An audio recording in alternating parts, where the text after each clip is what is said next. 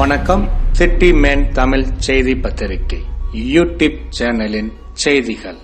ராயபுரத்தில் போதைப் பொருள் தடுப்பு விழிப்புணர்வு மாரத்தான் ஓட்டம்.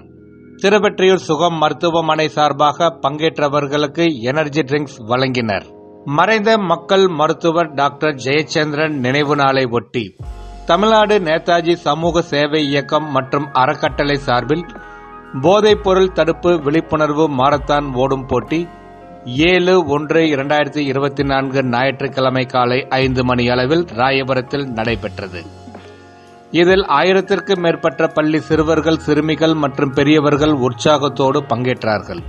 திருவெற்றியூர் மற்றும் குரம்பேட்டை பல்லாவரத்தில் செயல்பட்டு வரும் சுகம் மருத்துவமனையின் மேலாண்மை இயக்குநர் டாக்டர் DBD சத்யகுமார் மற்றும் டாக்டர் சீலா சத்யகுமார் ஆலோசனையின்படி திருவெற்றியூர் சுகம் மருத்துவமனை மற்றும் ராயபுரம் ஹைபீம் ஸ்கேன்ஸ் நிறுவனம் சார்பில் 1000த்திற்கும் மேற்பட்டவர்களுக்கு எனர்ஜி ட்ரிங்க்ஸ் வழங்கி ஊக்குவித்தனர்.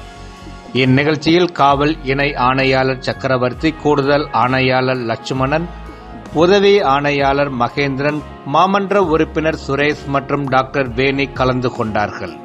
நிகழ்ச்சிக்கான ஏற்பாடுகளை மறைந்த மருத்துவர் ஜெயச்சந்திரன் மகன் டாக்டர் சரத்ராஜ் முன்னின்று நடத்தினார்.